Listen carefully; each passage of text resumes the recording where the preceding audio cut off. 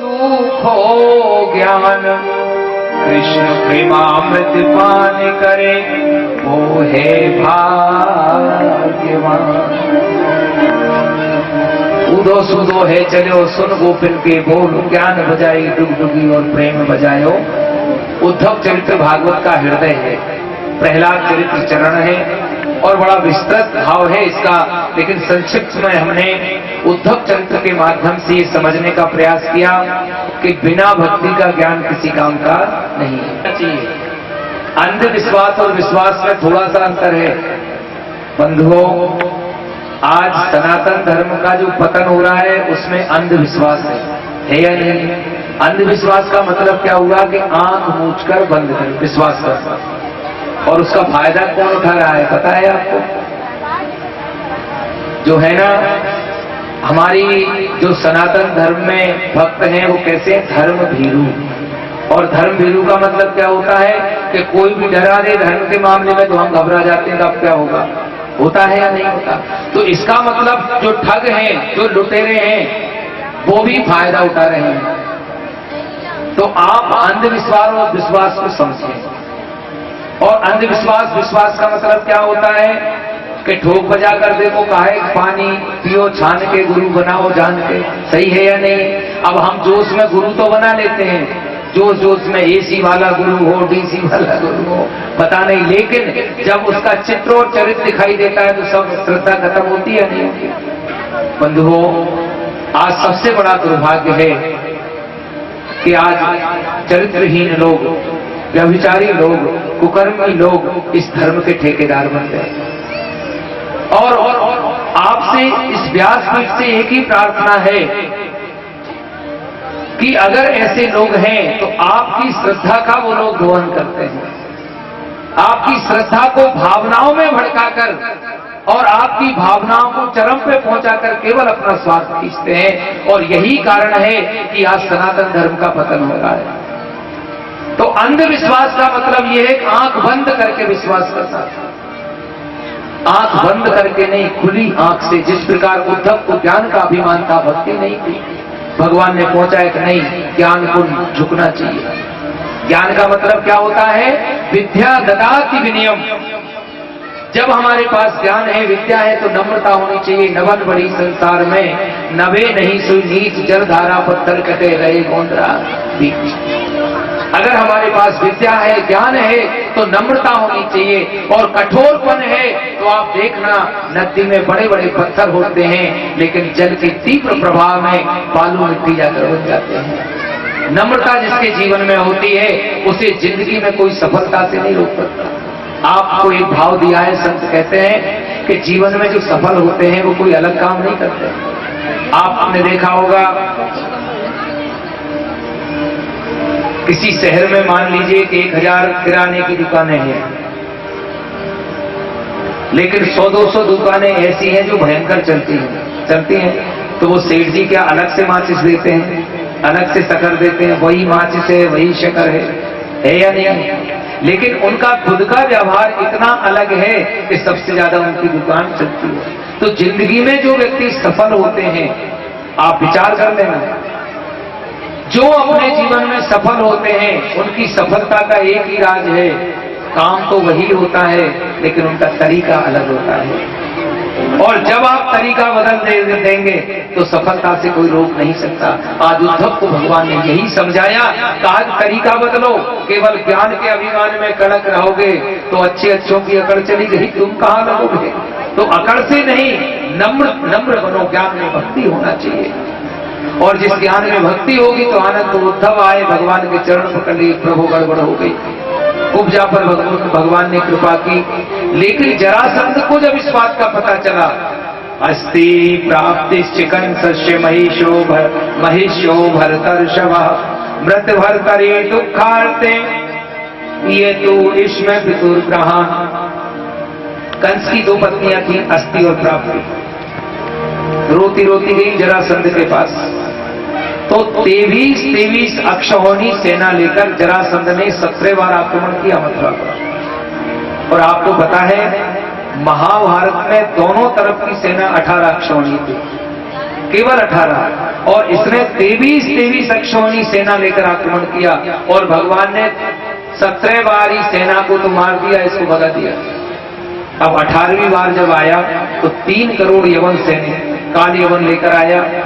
और जरासंध ने क्या किया कि 11,000 ब्राह्मणों को अनुष्ठान पर बिठा दिया और ब्राह्मणों से कह दिया कि इस बार अगर भागकर आया तो मस्तक काट कर अलग कर दूंगा, और जीतकर आया तो जो दान लोगे वही दान दूंगा। अंतर्यामी प्रभु तो समझ गए। विप्रधेन सुर संत दीन मनुज अवतार। भगवान ने सोचा कि 17 बार इसे भगाया तो 18वीं बार खुद भाग लो। तो विश्वकर्मा से कहकर द्वारका का निर्माण करवाया। मथुरा के जितने यादव थे सब द्वारका पहुंचा दिए योग माया से कहकर। प्रातःकाल कृष्ण और बलराम दोनों बचे। अब भगवान कहने लगे, दाऊ भैया हमारा मन करता है हम भी भागेंगे। बलराम जी ने कहा, क्यों रे, सब भगोड़ा कहेंगे तुझसे। तो भगवान ने कहा, इसमें कौन सी बड़ी बात है, चोर तो वैसे ही कहते हैं, अब भगोड़ा नाम पड़ जाएगा। तो आपको पता है ना ठाकुर जी का एक नाम भगोड़ा है और भगोड़े का मंदिर भी है, पता है, आपने देखा होगा। कहाँ है? जब आप इंदौर से अहमदाबाद जाते हैं, गोधरा से आगे आते हैं ठाकुर जी, तो ठाकुर जी में है भगोड़े भगवान का मंदिर। बोलिए रणछोड़ भगवान की जय। रणछोड़ जी का मंदिर है ठाकुर जी। रणछोड़ यानी भगोड़ा। अब शुद्ध हिंदी में कहो तो भगोड़ा ही हो गया। लेकिन ये जैसे ही मथुरा से भागे तो काल यवन पीछे पीछे हस्त प्राप्त मुक्ता और आप पकड़ लियो तो भगवान एक गुफा में प्रविष्ट हो गए। सुखदेव जी कहते हैं कि उस गुफा में पहले से एक व्यक्ति लेटा हुआ था। भगवान ने अपना पीतांबर उसके ऊपर डाल दिया, एक कोने में जाकर खड़े हो गए। अब काल यवन आया, कठोर वचन बोलता हुआ, दुर्वचन कहता हुआ। उसने कहा, अच्छा वहां से तो भाग कर आए, और जो ठोकर मारी तो जो व्यक्ति सो रहा था वो उठकर बैठ गया। जैसे ही दृष्टि पड़ी उसी समय काल यवन जलकर भस्म हो गया। परीक्षित जी ने कहा, गुरु जी वो कौन था? तो सुखदेव जी कहते हैं, परीक्षित वो सूर्यवंशी महाराज मानधाता के पुत्र मुचकुंद थे। एक समय देवताओं को कोई सेनापति नहीं मिल रहा था तो मुचकुंद सेनापति बने, देवताओं की सहायता की। लेकिन जब स्कंद कार्तिकेय के रूप में युग सेनापति देवताओं को मिल गए तो महाराज मुचकुंद से कहा, तुम विश्राम करो और वरदान मांग लो। तो मुचकुंद कहने लगे, मैं थक चुका हूं, सोना चाहता हूं, और जो भी मेरी नींद में विघ्न उत्पन्न करे तो दृष्टि पड़ते ही जलकर भस्म हो जाए। भगवान ये बात जानते थे, क्योंकि काल यवन के पिता ने भगवान शंकर से वरदान लिया था कि यादवों से नहीं मरने वाला पुत्र मुझे चाहिए। तो भगवान वरदान की भी रक्षा करना चाहते थे, तो आज मुचकुंद के द्वारा काल यवन को भस्म करवाया। काल यवन ने जब भगवान को देखा, स्तुति करने लगे, मुझे मुक्ति चाहिए। तो भगवान ने कहा, और भजन करो। तो मुचकुंद बद्रीनाथ गए, और बद्रीनाथ जाकर, आज भी आप बद्रीनाथ जाते हैं तो मुचकुंद गुफा का दर्शन करते हैं। वहां उन्होंने तपस्या की और मुक्त हुए। सुखदेव जी महाराज कहते हैं, परीक्षित इस प्रकार भगवान जब द्वारका में आए तो यहाँ एक भाव देखिए। मथुरा के राजा कौन थे? महाराज उग्रसेन। भगवान कृष्ण पूर्ण ब्रह्म इसलिए हैं कि कभी कुछ बने नहीं। राम जी भी राजा बने या नहीं बने, दैहिक दैविक भौतिक तापा, राम राज काहू नहीं व्यापा। लेकिन आपने देखा होगा श्री कृष्ण कभी कुछ बने ही नहीं। द्वारका में भी द्वारका के राजा तो महाराज उग्रसेन ही रहे, लेकिन ये तो द्वारकाधीश के नाम से थे, क्योंकि बना बनाया पके हुए को और पकना पड़ेगा। जो नहीं बना होता है उसे, तो भगवान राम को अंशावतार कहा गया और श्री कृष्ण को पूर्णावतार कहा गया। इसमें भेद नहीं है, बड़े छोटे की बात नहीं है, केवल भाव का विषय है। यहाँ भाव दिया गया। अब भगवान जब द्वारका आ गए तो सोचने लगे सब कुछ हो गया, आप क्या करें? तो भगवान ने सोचा कि दाऊ भैया का विवाह करवा दो। आनर्ताधिपति श्रीमान रैवती देवतो रैवती सुता। आनर्ताधिपति श्रीमान रैवतो रेवती सुता। ब्रह्मणा चेदिता प्रादात् पलायेति पुरोदिता। आनर्त देश के राजा थे महाराज रेवत। रेवती उनकी पुत्री का नाम था। बलराम जी का विवाह कर दिया। भगवान ने सोचा बड़े भैया का विवाह हो ही गया, अब हमें कुछ करना चाहिए। विदर्भा राजा शीत भीष्म को नाम विदर्भाधिपतिर्मः तस्य पंचा भवन पुत्रा कन्यैका वराननः। विदर्भ देश के राजा थे, कुंडलपुर राजधानी थी और महाराज भीष्मक नाम था। 5 संतानें थी, सब में सबसे बड़ा रुक्मी और सबसे छोटी रुक्मिणी।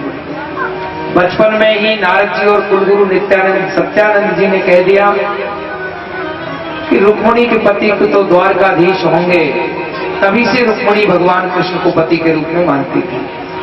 लेकिन कहते हैं ना बंधुओं, अपनी बहन या बेटी का विवाह करो तो कभी स्वार्थ से मत करो।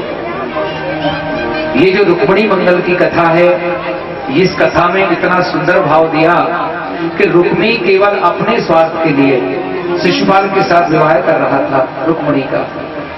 और रुक्मिणी को जब इस बात का पता चला कि शिशुपाल केवल अपने स्वार्थ के लिए मेरा विवाह रुक्मिणी से कर रहा है और निश्चित तिथि तय हो गई, निश्चित तिथि में बारात आने वाली है, तो रुक्मिणी ने पत्र लिखा भगवान श्री कृष्ण को, हे श्री कृष्ण, मैं तो बचपन से ही जब से नारद जी ने कहा और सत्यानंद जी ने कहा तब से मैं तुम्हें अपना पति मानती हूं श्री कृष्ण। मेरा भाई मेरी मर्जी के खिलाफ मेरा विवाह शिशुपाल के साथ करना चाह रहा है, लेकिन श्री कृष्ण आज से तीसरे दिन हमारे कुल की रीति के अनुसार मैं कुलदेवी के मंदिर में पूजन करने जाऊंगी। और श्री कृष्ण, कुलदेवी का मंदिर नगर के बाहर है, अगर आपने कुलदेवी के मंदिर से मेरा हरण नहीं किया तो श्री कृष्ण मैं उसी मंदिर में अपने प्राणों का परित्याग कर दूंगी। और पत्र लिखा, देखिए रुक्मिणी के पत्र की भाषा कितनी सुंदर है। श्रुत्वा गुणान भुवन सुंदर शृण्वतामते, श्रुत्वा गुणान भुवन सुंदर शृण्वतामते, निर्विश्य कर्ण विवरे हन्तोऽमृतापशः, रूपम दशाम दशिमताम किलार्तिलाभम, त्वच्युता विशति चित्तमये ब्रह्म में।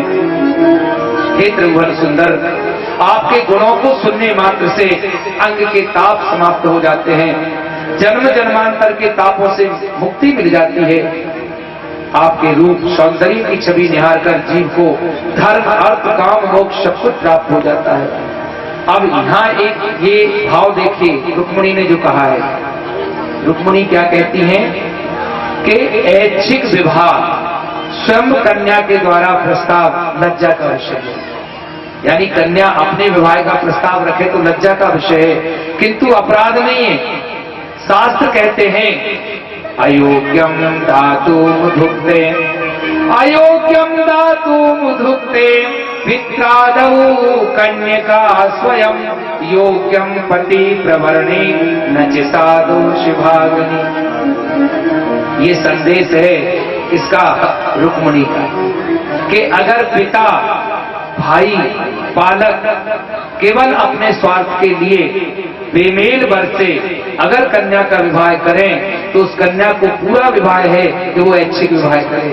श्री कृष्ण, मेरा भाई रुक्मी केवल अपने स्वार्थ के लिए मेरा विवाह शिशुपाल के साथ कर रहा है। मैं इस वृद्ध ब्राह्मण को आपके पास भेज रही हूँ और आइए हम सब भी रुक्मिणी की तरफ से भगवान से प्रार्थना करेंगे। करेंगे या नहीं करेंगे? अच्छा, कौन कौन नहीं करेगा हाथ उठा के बताओ। सभी करेंगे? ये दो बब्बा नहीं करेंगे क्या? पल्ले नहीं पड़ा? रुक्मिणी के विवाह की प्रार्थना करोगे या नहीं करोगे? करोगे? हाँ, तो हमारे साथ करना। सांवरिया थारा नाम हजार रे, सभी को गाना है। और एक बात और देखिए, ध्यान देना, भगवान के भजन में धीरे धीरे ताली बजाना चाहिए, उससे शरीर का ब्लड सर्कुलेशन भी चलता है। और एक बात ध्यान रखना, भगवान के भजन में जो ताली नहीं बजाते हैं वो अगले जन्म में घर घर ताली बजाते हैं। गुनाह में बहुत है, ध्यान रखना। सावरिया थारा नाम हजार रे, कैया लिखो कुमकुम फतेही।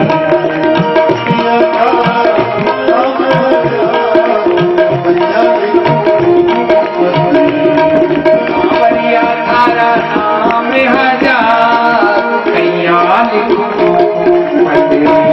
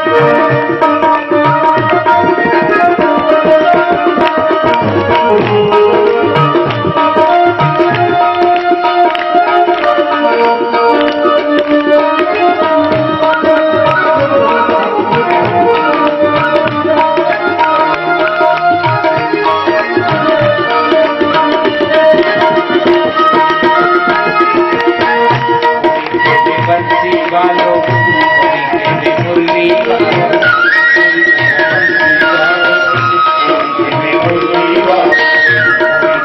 बंसी वालों कोई खेवे मुरली वालों, कोई खेवे बंसी वालों, कोई खेवे मुरली वालों, कोई खेवे ग्वालारे गमा, ग्वालारो गमा कैया लिखूं कोई खेवे ग्वालारो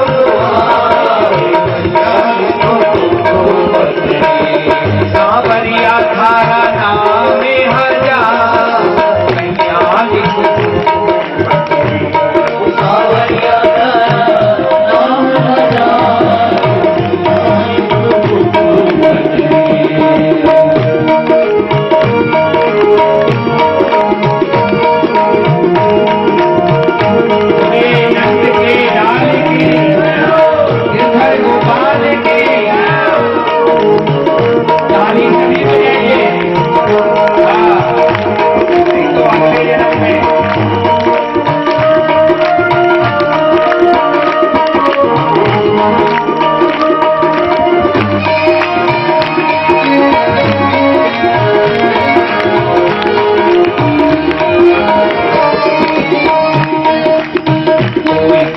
मथुरा वालों कोई खेवे गोकुल वालों, कोई खेवे मथुरा वालों, कोई खेवे गोकुल वालों, कोई खेवे मथुरा वालों, कोई खेवे गोकुल वालों, कोई खेवे मथुरा वालों, कोई खेवे गोकुल वालों, कोई खेवे द्वारका रोना, कोई खेवे द्वारका रोना कैया लिखूं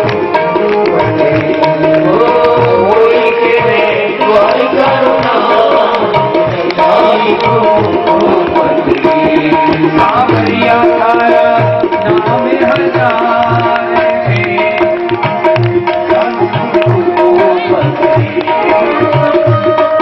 हजारे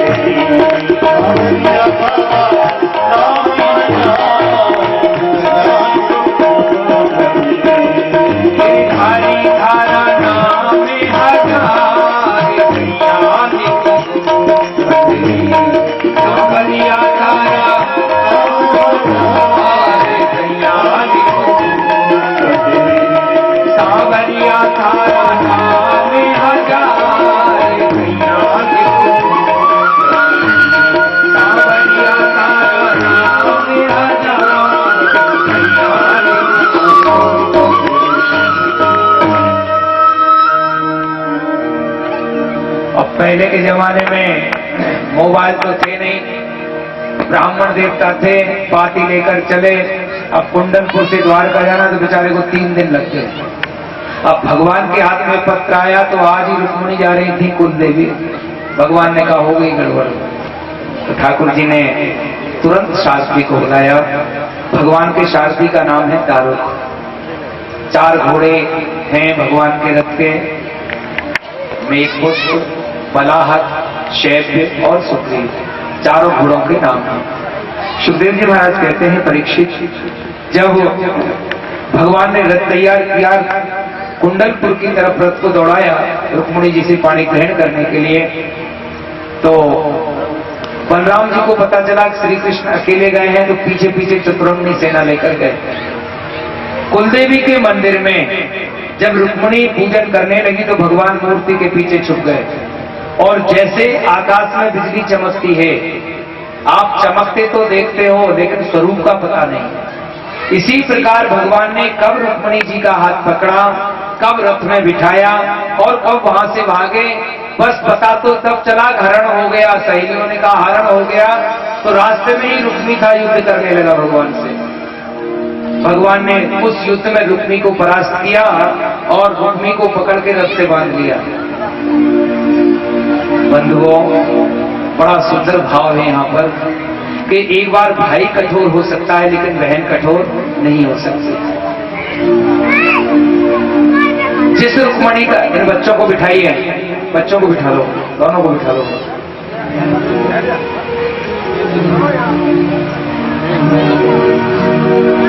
बिठाओ बेटा उनको। तो भाव ये सुंदर होता है कि जिस रुक्मिणी का विवाह शिशुपाल से कर रहा था, वही रुक्मिणी क्या कह रही है पता है? श्री कृष्ण छोड़ दो, आखिर मेरा भाई है। तो आपसे इस प्रसंग के माध्यम से एक और निवेदन है, ये व्यासपीठ आपसे कहती है कि जीवन में कभी अपनी बहन के साथ प्रेम कम मत करना। बहन जब श्रावण में आपको रक्षा बंधन के दिन राखी बांधती है तो केवल कुछ मांगती नहीं है, आप अपनी सुरक्षा मांगती है। आज रुक्मिणी जी ने इस भाव को प्रकट किया। भगवान द्वारका पहुंचे और रुक्मिणी से प्राणी ग्रहण किया, और रुक्मिणी से प्रद्युमन जो कामदेव का अवतार थे, संबासुर उनका हरण करके गया। पाकशाला में रति जो मायावती के नाम से रहती थी, माया देवी के नाम से रहती थी, उन्होंने प्रद्युमन को भेद बताया। प्रद्युमन ने संबासुर का वध किया, वापस द्वारका आए। इस प्रकार प्रद्युमन के रूप में रुक्मिणी और श्री कृष्ण के प्रथम ज्येष्ठ हुए। सुखदेव जी महाराज कहते हैं, परीक्षित, श्रीमद् भागवत में एक जो ये कथा अब आप सुनेंगे, ये भागवत की कथा सबसे श्रेष्ठ कथा है। अगर किसी के ऊपर मिथ्या कलंक लग जावे, कोई किसी को झूठा कलंक लगा दे, और ये श्यमंतक मणि की कथा अगर वो सुन ले तो मिथ्या कलंक से निवृत्ति मिल जाती है। द्वारका में एक सत्राजीत नाम का यादव रहता था। भगवान सूर्य नारायण की तपस्या करी तो भगवान सूर्य नारायण प्रसन्न होकर एक श्यमंतक मणि उसे दे दी, इसको सत्राजीत को। अब उस मणि की विशेषता ये थी कि एक दिन में 8 भार सोना वो मणि देती थी, और 8 भार सोना कोई साधारण नहीं है, 10 क्विंटल सोना। भगवान श्री कृष्ण को इस बात का पता चला। एक दिन सत्राजीत को बुलाया, कहा भैया इतनी अच्छी मणि है, ये मणि महाराज उग्रसेन को दे, इतना सोना आएगा तो प्रजा का पालन पोषण बढ़िया होगा, राजा के पास होना चाहिए ऐसी मणि। लेकिन सत्राजीत ने वो मणि नहीं दी। सुखदेव जी महाराज कहते हैं, परीक्षित, एक दिन सत्राजीत का छोटा भाई था प्रसेन। प्रसेन कहने लगा, भाई साहब आप मणि रोज धारण करते हैं, कम से कम एक आध दिन ये मणि मुझे ही दे दो। तो प्रसेन के कहने से सत्राजीत ने वो मणि, क्षमा करें, सत्राजीत ने प्रसेन को वो मणि दे दी।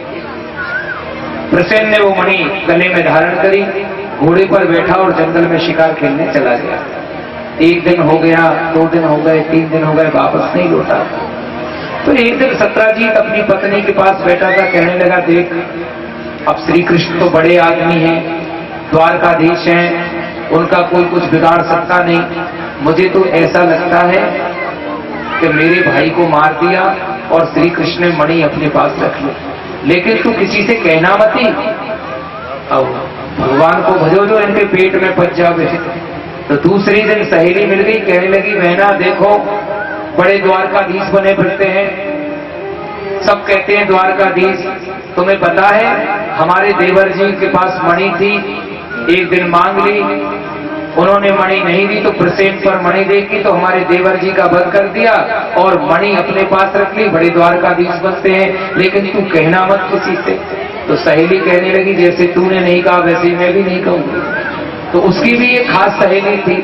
और वैसे भी आप विचार करिए, जो पुरुष वर्ग है वो तो दिन में काम धंधे में रहते हैं, खाली तो यही है, पूरे संसार की खबर नहीं पता चलती है पहले।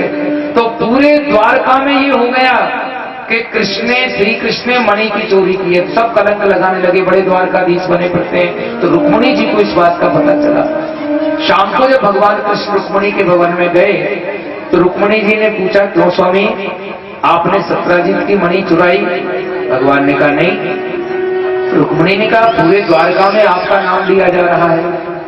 तो भगवान को बड़ा दुख हुआ और इस मिथ्या कलंक को मिटाने के लिए दूसरे दिन भगवान जंगल में गए। अब जैसे ही जंगल में गए तो एक जगह देखा तो प्रसेन भी मरा हुआ पड़ा था, शेर भी मरा हुआ पड़ा था। क्षमा करें, प्रसेन भी मरा हुआ पड़ा था, घोड़ा भी मरा हुआ पड़ा था।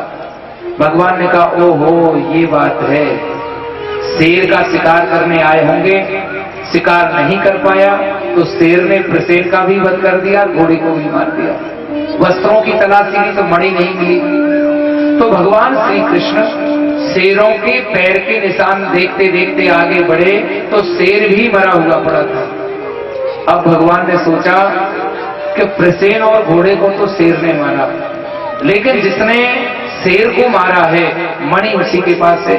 तो भगवान ने उस स्थान को देखा तो एक रीछ के पैर दिखाई दिए। तो भगवान आश्चर्य में पड़ गए। भगवान ने सोचा कि रीछ शेर को कैसे मार सकता है। तो भगवान रीछ के पैर देखते देखते आगे बढ़े तो एक पहाड़ की गुफा का दरवाजा भगवान को दिखाई दिया। तो भगवान उस गुफा में प्रविष्ट हो गए। अब जैसे ही गुफा में अंदर गए तो रीछ तो नहीं मिला और जिस मणि की चोरी का कलंक भगवान को लगा था उस मणि से एक 18 साल की कन्या खेल रही थी। अब जैसे ही भगवान उसके पास पहुंचे मणि मांगने तो उस कन्या ने जीवन में कभी मनुष्य नहीं देखा था। अब जैसे ही भगवान को देखा तो पिताजी को पुकारने लगी, पिताजी आओ मेरी रक्षा करो। अब जैसे ही उस कन्या के पिताजी आए तो भगवान चौंक पड़े। क्यों? कि उस कन्या के पिताजी कोई और नहीं, वही दीक्षराज जामवंत जी महाराज थे। अब जामवंत जी ने देखा कि एक राजकुमार मेरी कन्या को दड़ा रहा है, बड़ा क्रोध आया तो एक मुक्का भगवान की छाती में जड़ दिया। अब भगवान भी कहाँ पीछे हटने वाले थे, 2 मुक्के भगवान ने जड़ दिए। तो होने लगा युद्ध, बातों बातों में युद्ध हुआ। तो 1 दिन नहीं, 2 दिन नहीं, 28 दिन तक युद्ध होता रहा। जामवंत जी ने विचार किया कि अगर साधारण राजकुमार होता तो 28 दिन मुझसे युद्ध नहीं कर पाता। कहीं ऐसा तो नहीं मेरे ही राम जी हो। कित मुरली कित चंद्रिका, कित मुरली कित चंद्रिका, कित गोपियन को साथ, अपने जन के कारणे श्री कृष्ण भये रघुनाथ। तो हम कहते हैं ना राम बड़े कृष्ण बड़े, कोई नहीं, सब बराबर है। राम कृष्ण तो एक हैं, अंतर नहीं निमेष, इनके नयन गंभीर हैं, इनके चपल विशेष। बस इतना अंतर है। राम जी के मंदिर में जाओ तो आंखें देखना, मर्यादा दिखेगी, और कृष्ण के मंदिर में जाओ तो आड़े टेढ़े हैं।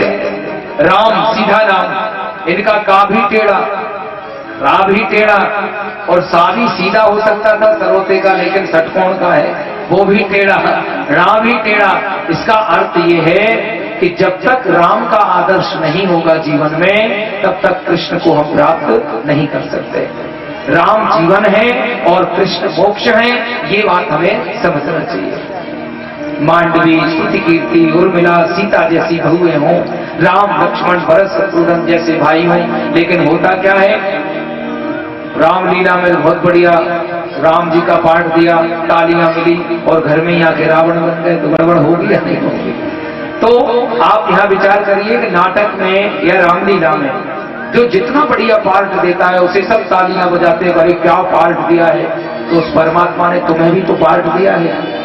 ये जगत जो है ये रंगमंच है, तुम्हें भाई का पार्ट दिया, तुम्हें पति का पार्ट दिया, तुम्हें पिता का पार्ट दिया, और जो सही ईमानदारी से अपने अपने पार्ट को निभा रहा है, प्रभु की कृपा बरस रही है। और जो अपने पार्ट से बेईमानी कर रहा है, रो रहा है और रोता ही रहेगा, ये भी सच है। तो उस परमात्मा ने जो तुम्हें पार्ट दिया है, उस पार्ट से कभी बेईमानी मत करो, बिल्कुल ईमानदारी से निभाओ। और यही राम अवतार का हेतु है। प्रातः काल उठकर रघुनाथा, माता पिता गुरु ना था, गुरु से पहले जगतपति जागे राम सुजागा। तो जो राम ने जीवन में, इसलिए राम जी आए इस जगत में, उन्होंने अभिनय इसलिए किया, यही पार्ट दिया, हे पृथ्वी के मनुष्यों, जो मैं कर रहा हूं वो तुम करो, तब जाकर मोक्ष मिलेगा। अनन्यास चिंत्यन्तो माम ये जन्हा परिपास्ते तेषां नित्याभियुक्ता नाम योग क्षेम वहाम्यहम्। लेकिन ये अनन्यता कब आएगी? जब हमारे जीवन में राम का आदर्श होगा। तो इस प्रकार से जामवंत जी को राम का दर्शन दिया। लेकिन अब देखना, जामवंत जी ने मणि तो दी ही, लेकिन अपनी पुत्री जामवती का विवाह भी भगवान से कर दिया। तो भगवान की दूसरी पटरानी। अब सत्राजीत को जब मणि लाकर दी, आप खुद विचार करिए, और ये व्यासपीठ आपसे निवेदन करती है कि जीवन में कभी किसी पर झूठा कलंक नहीं लगाना चाहिए। सही बात है या नहीं? अगर असलियत पता चलेगी फिर क्या होगा? तो सत्राजीत को पूरी द्वारका थूकने लगी कि हमारे श्री कृष्ण के ऊपर इसने कलंक लगाया। अब सत्राजीत घर में से बाहर नहीं निकले, सोचने लगा कि अब मैं क्या करूं। तो इस जगत में अनेक दान हैं, कोई गोदान करता है, कोई सुवर्ण दान करता है, कोई अन्न दान करता है, कोई धन दान करता है, कोई भूमि दान करता है, लेकिन इन सब में से सबसे श्रेष्ठ दान है कन्यादान। आप विचार करना, अगर आपने गरीबों की बेटियों का विवाह करवाया या अपनी कन्या का दान किया, इससे बड़ा दान इस जगत में दूसरा नहीं है। एक पिता अपने अंग को दूसरे को सौंपता है। तो सत्राजीत ने विचार किया कि अगर इस कलंक से मुझे छुट्टी पाना है और ये कलंक मेरा मिट सकता है, तो केवल अपनी पुत्री सत्यभामा का विवाह करके मिट सकता है। बचपन में ही सगाई कर दी थी उसने सुधनवा नामक यादव से, लेकिन चूंकि ये भगवान को कलंक लगाया और इतना दुखी था सत्राजीत कि उसने इसको मिटाने के लिए अपनी पुत्री सत्यभामा का विवाह श्री कृष्ण के साथ किया। तो भगवान की तीसरी पटरानी कौन बनी? सत्यभामा। चौथी पटरानी कौन है भगवान की? कालिंदी।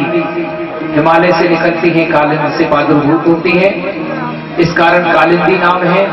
गोलोक में बिरजा देवी, मृत्यु लोक में यमुना, यमराज की सगी बहन।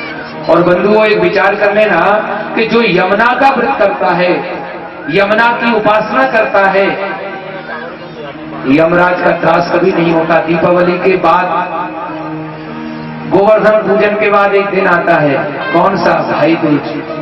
इसको यम द्वितीया कहते हैं। भाई दूज के दिन जो भाई अपनी बहन के यहाँ और बहन का आशीर्वाद लेता है, कभी यमराज का त्रास नहीं होता। मीठे रस से भरो रे राधा रानी लागे, महारानी लागे, पानी कारो कारो यमुना जी पानी लागे। सभी बोलिए,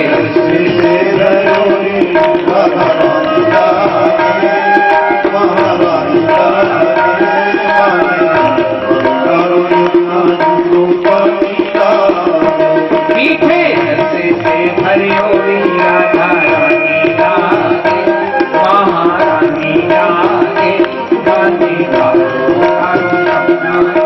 पानी लागे।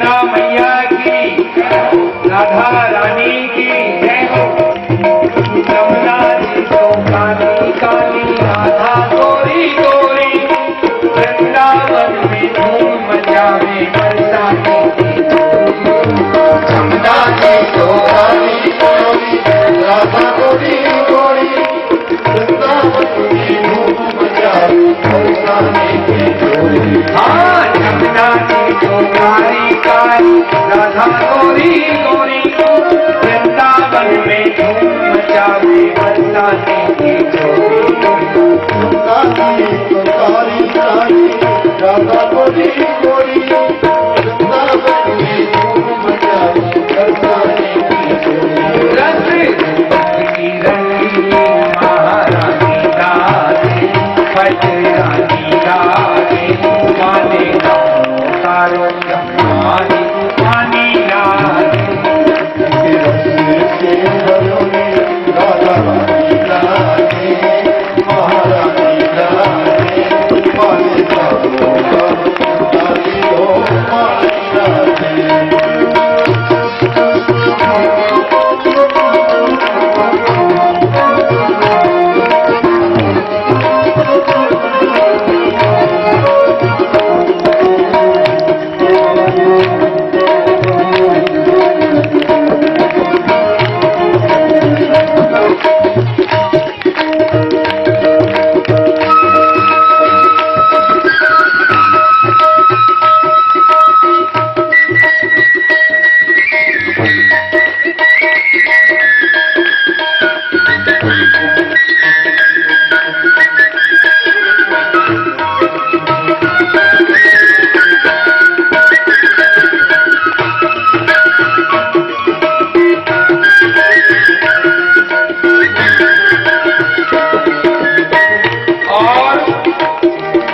राधा शक्ति यमुना भक्ति सरल है ना यमुना मैया और भक्ति नीचे जाती है चरणों में।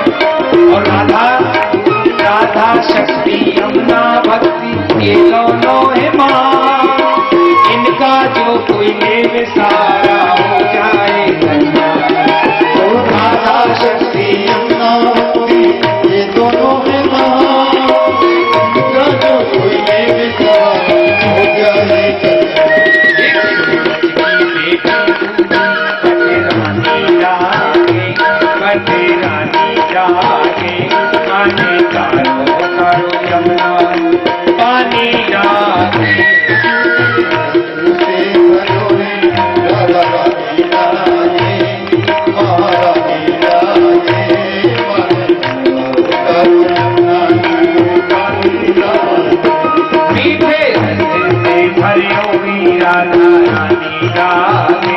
महारानी रागे पानी कारो कारो यमुना पानी रागे पानी कारो कारो यमुना पानी रागे पानी कारो कारो यमुना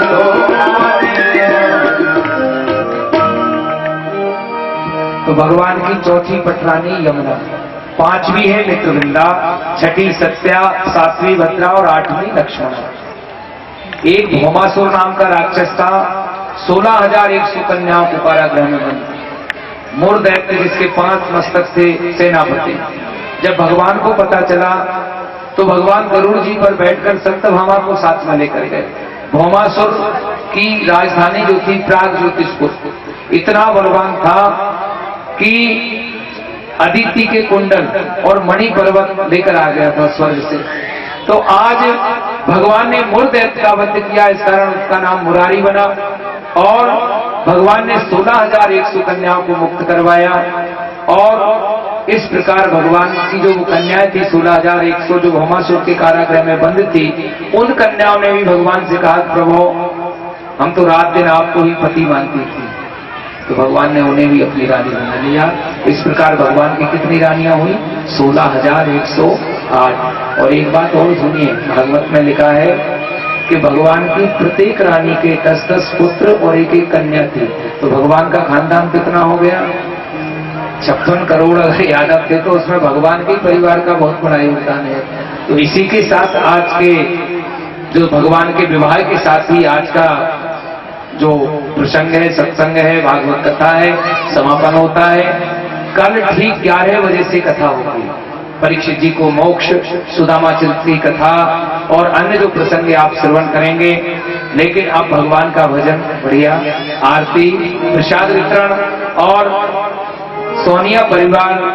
हाँ, एक बात का ध्यान दें, कल समापन है और हवन शांति होती है, तब हमारे यहाँ ऐसी परिपाटी है कि बहन बेटी भी उनको जो भवन पर बैठते हैं उन्हें कपड़े लाती हैं, पैरान करती हैं। तो हमारा उन बहन बेटियों से निवेदन है कि कोई भी बहन बेटी कपड़े नहीं लावे, केवल ससुराल पक्ष से इस रस्म को पूरा किया जाए। अगर इस रस्म को पूरा करना है तो कोई भी बहन बेटी कल पैरानी के कपड़े नहीं लावे। और 11 बजे से कथा प्रारंभ होगी और 2 बजे तक कथा चलेगी, इसलिए आप सभी समय का विशेष ध्यान रखें। सुदामा चरित्र भागवत का मस्तक होता है और वैसे भी कहा है कि राग वही जम राम बसे, और ध्यान वही जो धनी के धरे को, सूर वही ललकार लड़े और हीरा वही घन चोट सहे को, नारी वही जो पति संग चले और पुत्र वही जो पिता के कहे को, संपत्ति मित्र अनेक बने पर मित्र वही जो विपत्ति पड़े। संपत्ति होती है, हजारों मित्र बन जाते हैं, लेकिन असली मित्र की पहचान वो है जो विपत्ति में आपका साथ देता है। तो ऐसे सुदामा चरित्र की कथा है और बड़ा सुंदर प्रसंग है, श्रीमद् भागवत का मस्तक है, तो समय का ध्यान रखेंगे। और अब भजन कंजूसी नहीं करेंगे। सावरिया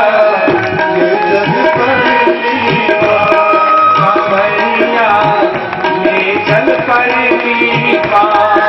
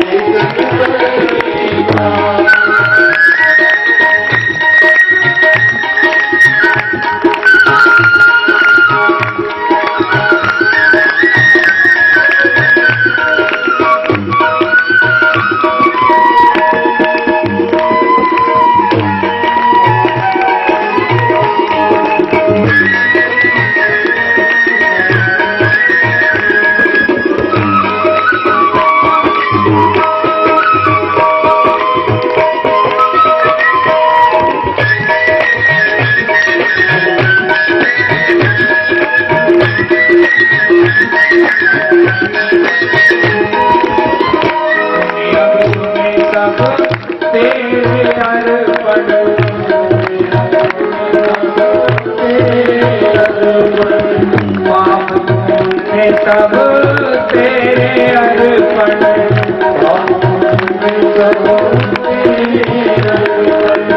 बुद्धि सहित मन तेरे अर्पण, बुद्धि सहित मन तेरे अर्पण, ये जीवन भी तेरे अर्पण, ये जीवन भी तेरे अर्पण। मैं तेरे चरणों की दासी,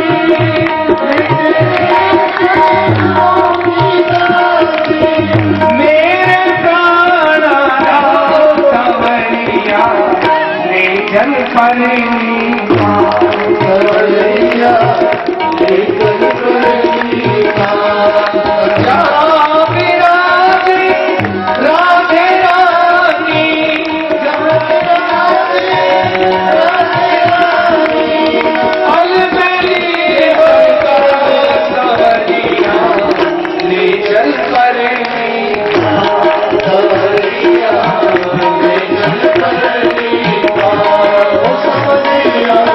ले चल परली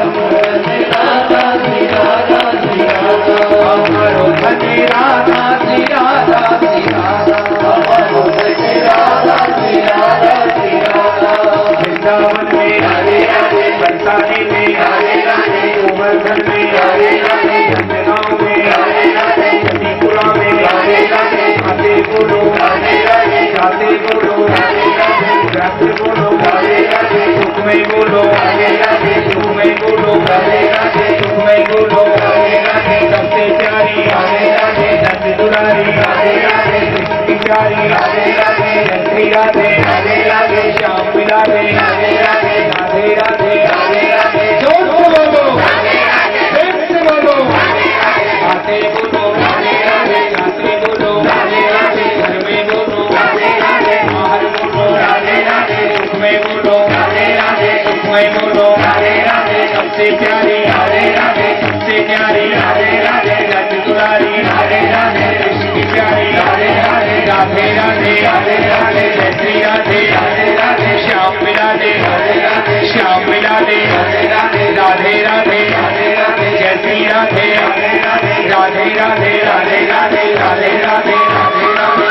राधे राधे राधे राधे राधे जय श्री राधे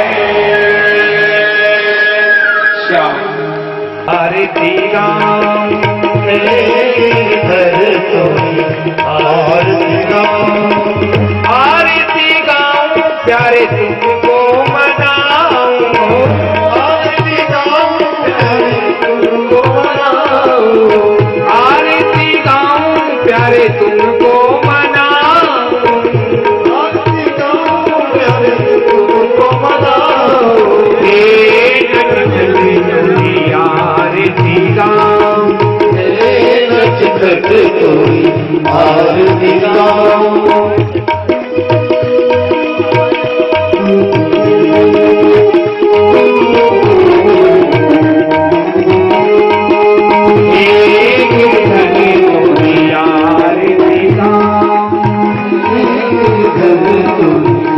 आरती गाऊं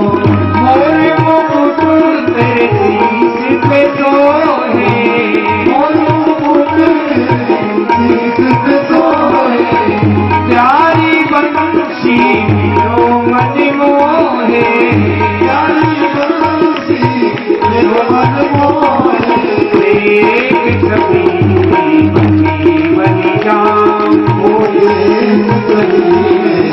बन कर जाऊं श्याम सुंदर कोई आरती गाऊं नाम सुंदर कोई आरती गाऊं आरती गाऊं प्यारे तुमको मनाऊं आरती गाऊं प्यारे तुमको मनाऊं नटखट कोई आरती गाऊं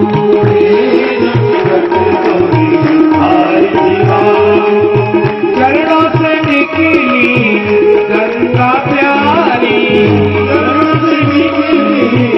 गंगा प्यारी जिसने सारी दुनिया तारी जिसने सारी दुनिया तारी चरणों में शीश नवाऊं चरणों में शीश नवाऊं हे गिरधर कोई आरती गाऊं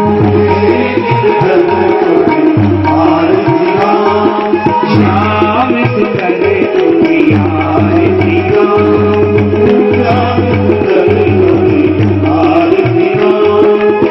आरती गाऊं प्यारे तुमको मनाऊं आरती गाऊं प्यारे तुमको मनाऊं आरती गाऊं प्यारे तुमको मनाऊं आरती गाऊं प्यारे तुमको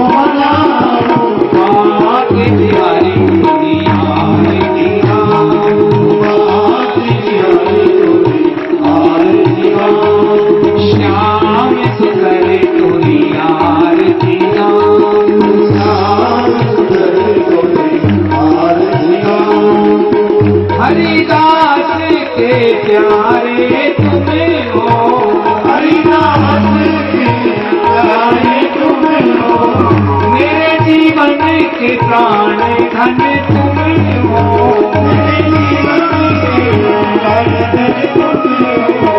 हरिदास के प्यारे तुम हो, हरिदास के प्यारे तुम हो, मेरे जीवन के प्राण धन तुम हो, मेरे जीवन के प्राण धन तुम हो, मेरे चरणों में जीवन जाऊं, बलि जाऊं, एक हरि मुनियार सदा वसंतम प्यार विंदे भवं भवानी सहितं नमामि, भवं भवानी सहितं नमामि, भवं भवानी सहितं नमामि। आरार्तिकं शीतले करारो मरुतस्यावसन्द्रहे आवीक्ष्य तस्य कामप्रेण विश्वे देवा सभासरिति। ॐ विश्वतः चक्षुरुदय विश्वतो मुखो विश्वतो बाहुरुदय विश्वतस्यादशं बाहुभ्यां जगति सम्पतत्रयेभ्यः वा दया। नारायणाय विद्महे रमाप्रियाय धीमहि तन्नो विष्णुः प्रचोदयात्। ॐ देवाय धीमहि तन्नो कृष्णः प्रचोदयात्। ॐ तत्पुरुषाय विद्महे महादेवाय धीमहि तन्नो रुद्रः प्रचोदयात्। दुर्गा प्रचोदयात्। अंजनी सुताय विद्महे ज्ञान गंगाय विद्महे पंचम वेदाय धीमहि तन्नो भागवत प्रचोदयात्। यानि कानि च पापानि कर्माणि च तानि सर्वाणि नश्यन्तु हृदयां पदे पदे। त्वमेव बन्धुः च सखा त्वमेव विद्या च द्रविणं। श्रीनाथजी महाराज की जय, श्री गोवर्धन नाथ की जय, श्याम सुंदर श्री यमुना मैया की जय, श्री वल्लभाधीश की जय, श्री गुसाई जी परम दयाल की जय, श्री सिद्ध बाबा की जय, देव नारायण भगवान की जय, अपने अपने गुरु महाराज की जय, अपने जय जय श्री राधे, जय जय श्री राधे श्याम। बोलिए बाके बिहारी लाल की, जरा जोर से बोलिए बाके बिहारी लाल की।